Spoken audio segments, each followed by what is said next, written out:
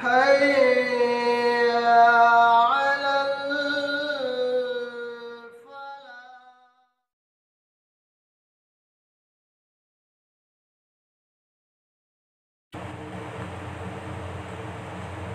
الحمد لله رب العالمين والصلاة والسلام على رسوله الكريم وبعد.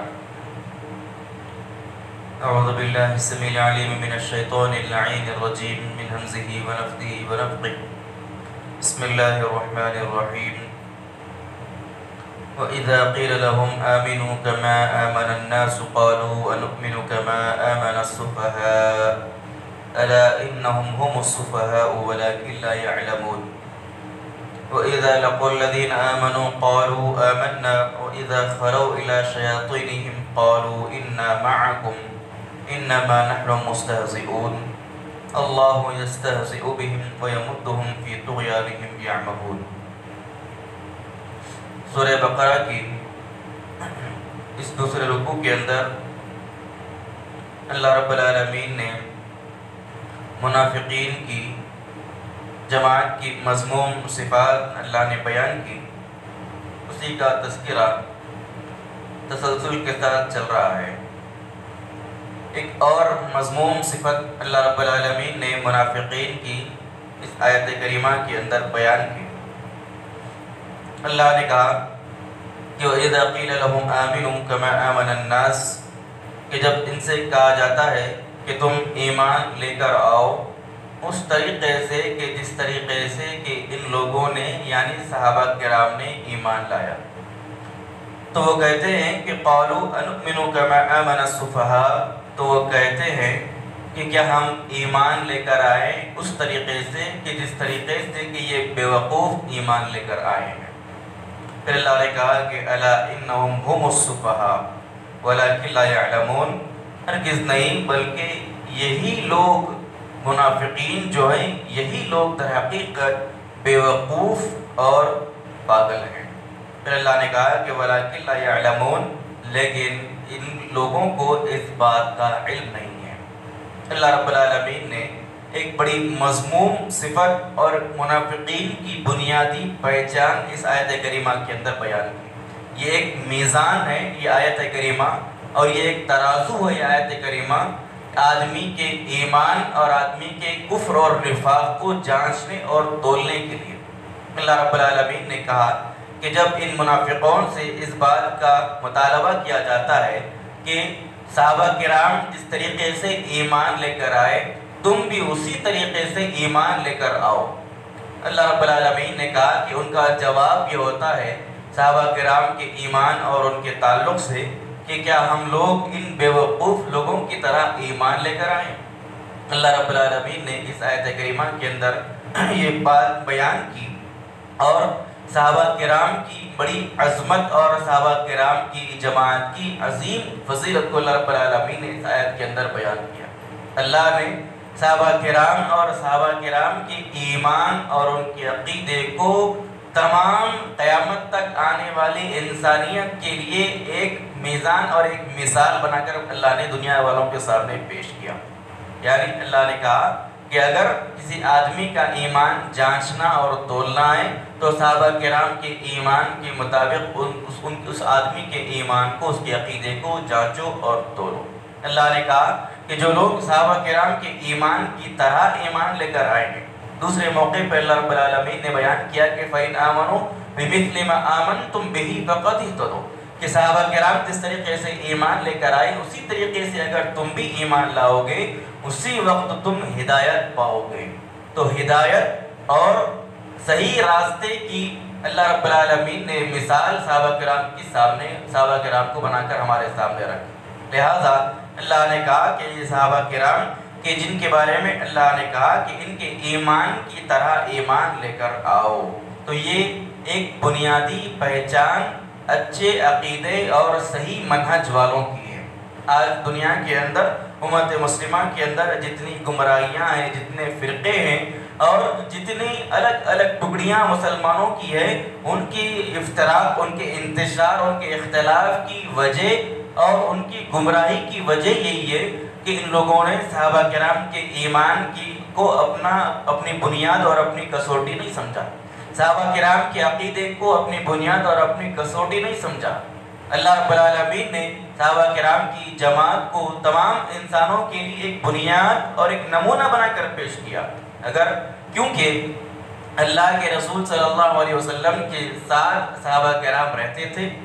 اللہ کے رب العالمین کی جانب سے جو وحی اللہ کے نبی پر آتی تھی، براہ راست صحابہ کرام اس وحی کو سنتے تھے، اور جس آدمی پر، جس شخص پر اللہ کی وحی آتی تھی، یعنی اللہ کے رسول صلی اللہ علیہ وسلم، اللہ کے نبی سے براہ راست اس وحی کا معنی، مطلب اور مفہوم صحابہ کرام سمجھتے تھے۔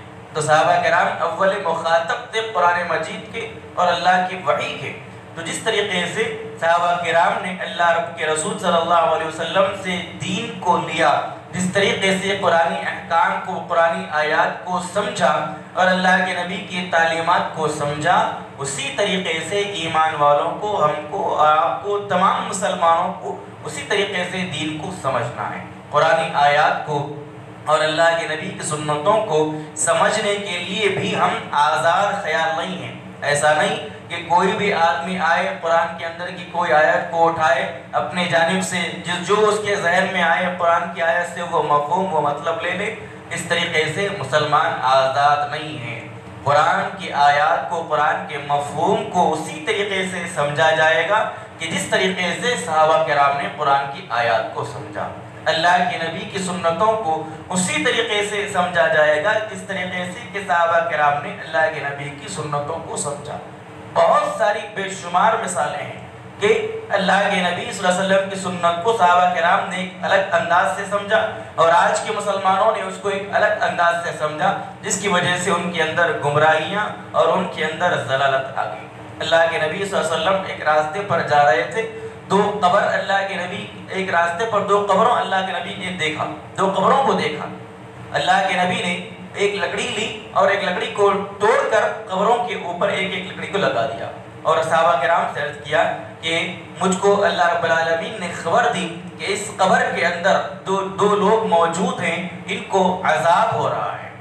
اور اللہ کے نبی نے کہا کہ مجھے امید ہے کہ یہ لکڑیاں سوکھنے تک ان کو اس عذاب سے نجات دے دی جائے گی۔ یہ اللہ کے نبی کا ایک عمل تھا۔ صحابہ کرام نے اللہ کے رسول کے اس عمل کو ایک اسی طریقے سے سمجھا کہ جس طریقے سے اللہ کے نبی نے سمجھانا چاہا، یعنی ایک خاص موقع تھا، اللہ کے نبی کو اللہ رب العالمین نے بتایا تھا کہ اس قبر والے کو عذاب ہو رہا ہے، لہذا اس عذاب کی تخفیف کے لیے اللہ کے نبی نے وہ کام کیا۔ صحابہ کرام نے اس کو اسی خاص موقع کے تحت اس اللہ کے نبی کی سنت کو سمجھا۔ لیکن آج کے مسلمانوں نے اس حدیث کو، اسی حدیث کو، اللہ کے نبی کی اسی سنت کو کیسے سمجھا؟ انہوں نے ہر قبر پر جھاڑ لگانا، ہر قبر پر پودے لگانا اور ہر قبر پر الگ الگ قسم کے پھول پتے ڈالنا، اس طریقے سے انہوں نے صحابہ، آج کے مسلمانوں نے اس کو سمجھا۔ تو حدیث ایک ہی ہے، اللہ کے نبی کی سنت ایک ہی ہے۔ صحابہ کرام نے اللہ کے نبی کی سنت کو جس طریقے سے سمجھا، ہماری ذمہ داری ہے، ہمارا ایمان کا تقاضا ہے کہ ہم بھی اسی طریقے سے اللہ کے نبی کی سنت کو سمجھیں۔ اگر ہم اپنے جانب سے، اپنی عقل سے، اپنی سمجھ سے قرآن کی آیات کو، اللہ کی نبی کی سنتوں کو سمجھنے کی کوشش کریں گے تو یہی چیز آدمی کی گمراہی اور ضلالت کی طرف لے کر جانے والی ہے۔ بہت ساری قرآن کی آیاتیں ہیں کہ جس کو صحابہ کرام نے اللہ کے نبی کے فہم کے مطابق سمجھنے کی کوشش کی، لیکن آج کے مسلمانوں نے اسی قرآن کی آیات کے اندر اپنے جانب سے، اپنے ذہن سے الگ الگ مفہوم اور مطلب نکالے، لہذا نتیجے میں گمراہی کا شکار ہوئے۔ تو اللہ تعالیٰ نے صحابہ کرام کی جماعت کو حق کا معیار بنایا۔ حق اور ہدایت کے معیار ہے صحابہ کرام، کیونکہ صحابہ کرام کی جماعت امت کے اندر انبیاء کے بعد سب سے مقدس اور سب سے مطہر اور سب سے پاکیزہ جماعت ہے۔ اللہ کے نبی صلی اللہ علیہ وسلم سے براہ راست انہوں نے علم کو حاصل کیا، اللہ کی وحی کو سمجھا اور براہ راست اللہ کے رسول صلی اللہ علیہ وسلم کے تعلیمات کو امت تک پہنچایا صحابہ کرام نے۔ اسی لیے صحابہ کرام کے معیار کو، صحابہ کرام کے عقیدے کو اللہ تعالیٰ نے بنیاد بنایا ہے۔ اسی وجہ سے صحابہ کرام کے راستے پر چلنے والے لوگوں کو سلف صالحین کے راستے پر چلنے والے کہا جاتا ہے، جس کو ہم آج عام الفاظ میں سلفی بھی کہا جاتا ہے۔ سلف کا معنی ہمارے اسلاف ہے، پرانے اس سے پہلے ایمان کی حالت میں جو گزرے ہوئے لوگ ہیں انہی کو سلف صالحین کہا جاتا ہے. اور سلف صالحین کے اندر سب سے پہلی جماعت جو آتی ہے وہ صحابہ کرام کی جماعت ہے. صحابہ کرام کی جماعت ہے، اس کے بعد تابعین کی جماعت ہے، اس کے بعد تبع تابعین کی جماعت ہے، اس کے بعد جتنے ائمہ جتنے علماء گزرے ہیں جو صحابہ کرام کے مذہب اور منہج پڑھتے وہ تمام لوگ سلف صالحین کے اندر آتے ہیں. اور انہی سلف صالحین کے راستے کو ماننے والے اور ان کے عقیدے کو قبول کرنے والے اور ان کے منہج ان کے راستے پر چلنے والے کو سلفی اور اہل حدیث کہا جاتا ہے. اسی لیے اللہ رب العالمین نے صحابہ کرام کے عقیدے کو اور صحابہ کرام کے ایمان کو تمام انسانوں کے لیے معیار بنا کر پیش کیا. اللہ نے کہا کہ جب ان منافقوں سے یہ کہا جاتا ہے کہ تم صحابہ کرام کی طرح ایمان لے کر آؤ تو ان بدبختوں کا یہ جواب ہوتا ہے کہ کیا ہم یہ بے وقوفوں کی طرح ایمان لے کر آئیں. یعنی نعوذ باللہ یہ منافقین صحابہ کرام کو بے وقوف اور پاگل سمجھتے تھے. اللہ رب العالمین نے کہا کہ ہرگز نہیں، صحابہ کرام بے وقوف اور پاگل نہیں بلکہ پاگل اور بے وقوف تو یہ لوگ، یہ منافقین ہیں. صحابہ منافقین یہ سمجھتے تھے کہ یہ صحابہ کرام کہ جنہوں نے اپنے مال کو اپنی جان کو اللہ رب العالمین کے راستے میں دنیا کے اندر خرچ کر دیا، ختم کر دیا، یہ ان کی بے وقوفی ہے. حالانکہ اللہ رب العالمین نے کہا کہ یہ دنیا عارضی ہے، وقتی چیز ہے. دنیا کی ہر چیز، یہاں کی دولت، یہاں کی عزت، یہاں کی جان، یہاں کا مال، ہر چیز وقتی ہے اور قیامت کی ہر چیز ابدی اور ہمیشہ رہنے والی ہے. اللہ نے کہا کہ اس وقتی فائدے کو ابدی فائدے کے لیے قربان کر دینا یہ بے وقوفی نہیں بلکہ عین عقل مندی ہے. اور یہ منافقین کہ جو اس دنیا کی عارضی عیش و عشرت کو پانے کے لیے آخرت کی ہمیشہ کی زندگی کو قربان کر رہے ہیں، حقیقی معنی میں آدمی کی یہی بے وقوفی ہے. اللہ نے کہا کہ یہی منافقین بے وقوف اور پاگل ہیں. اس سے ایک بات یہ بھی معلوم ہوئی کہ صحابہ کرام کی عزت اور توقیر کرنی چاہیے. صحابہ کرام پر طنز، صحابہ کرام پر تنقید کا نشانہ صحابہ کرام میں سے کسی کو بھی نہیں بنانا چاہیے.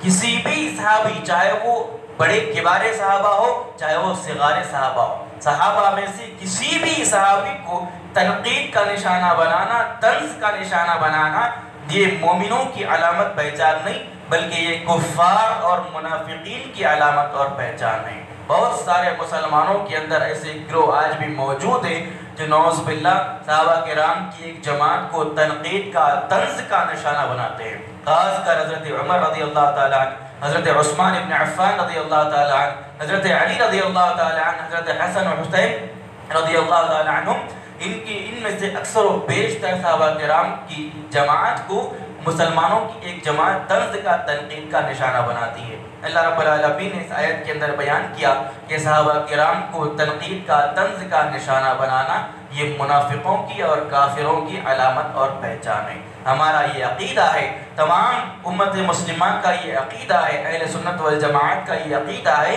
کہ الصحابۃ کلہم عدول، تمام کی تمام صحابہ کی جماعت یہ عدالت پر، عدل پر، انصاف پر قائم ہے. کسی صحابی پر تنقید نہیں کی جا سکتی اور کسی صحابی پر طنز نہیں کسا جا سکتا. صحابہ کرام سے محبت کرنا اور حد درجہ محبت کرنا یہ ایمان کی علامت ہے. صحابہ کرام کے تعلق سے دلوں کے اندر بغض پالنا یہ آدمی کے نفاق اور آدمی کے کفر کی علامت اور پہچان ہے. تو اللہ رب العالمین نے اس آیت کریمہ کے اندر صحابہ کرام کی عظمت کو بیان کیا اور صحابہ کرام کے ایمان کو، ان کے عقیدے کو اللہ رب العالمین نے رہتی دنیا تک ایک مثال اور ایک میزان بنا کر ہمارے سامنے پیش کیا. اللہ رب العالمین سے دعا ہے رب العالمین ہم تمام کو صحابہ کرام کے راستے پر، منہج پر چلنے کی توفیق عطا فرمائے. آمین. واقول قولی ھذا سبحانک اللہم وبحمدک اشہد ان لا الہ الا انت استغفرک واتوب الیک.